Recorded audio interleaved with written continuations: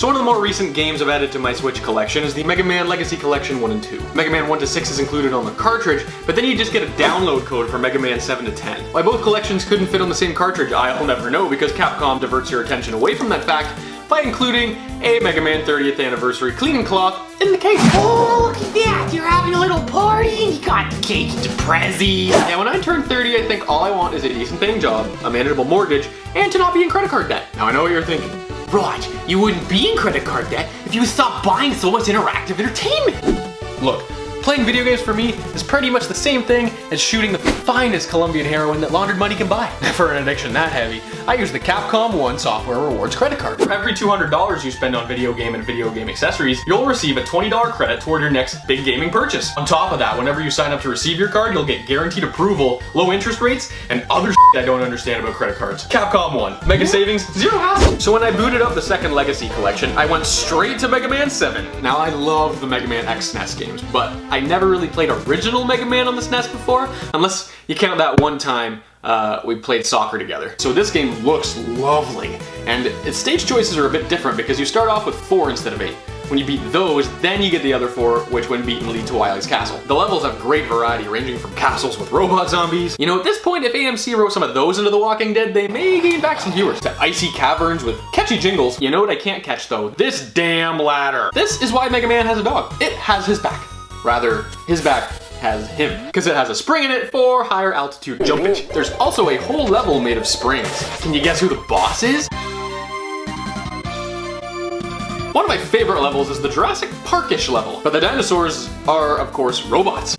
Sorry, Horizon. Capcom beat you to it! Can you guess who the boss is in this level? That's right, Slash Man. Not Dino Man or Caveman, which would have made more sense, like Slash Man should have had a Guns N' Roses level. And if you really have it in for Slash Man, here's a tip. Burn the trees down in his front yard. Right outside the entrance to his residence, there's a tree concealing a secret ladder.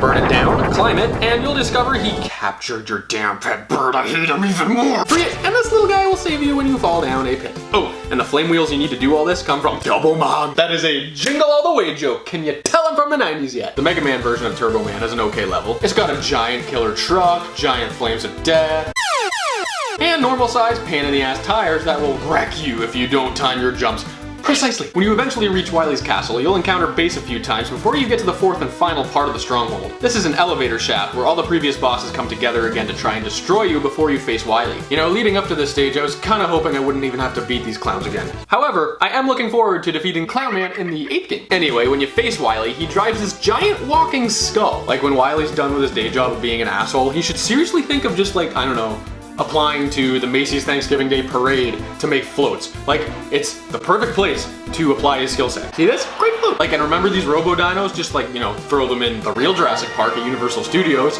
Like, Wily can do so much to entertain people. Like, if you didn't want to kill them. Now, this is also just the first half of the last boss. When you destroy another one of his poor life choices, he flies around in a smaller floating skull, teleporting and shooting, like, these elemental balls at you. But when you beat him, Mega Man kinda upgrades his pair of testicles and becomes Balls Man. Like, look at this. I'm more than a robot. Die, Wily. And then rafters and stuff fall on Wily, and what does Balls Man do? Drops the ball. Base comes in and is all, he who hesitates is lost. We shall return. Mega Man, no way. You don't get to walk away from an explosion without looking at it or flinching after that bullshit. What, did I play this game for fun? This is real shit. Now I bought this collection to kind of, you know, wet my whistle a little bit before the Mega Man X collection for Switch came out, because I grew up playing the original Mega Man X trilogy for the Super Nintendo, as well as the Mega Man X4 PS1 game. And then I later got the X collection on GameCube, the Mega Man Legacy collection for 3DS, but that was only because I'm addicted to amiibos, and that comes with a thing called Mega Man. And you know, in gaming, why do we buy the same game when it comes out for a new console generation? It's like retail Stockholm Syndrome. Look, don't get me wrong, I think Mega Man 7 is a great game, and the collection's cool too.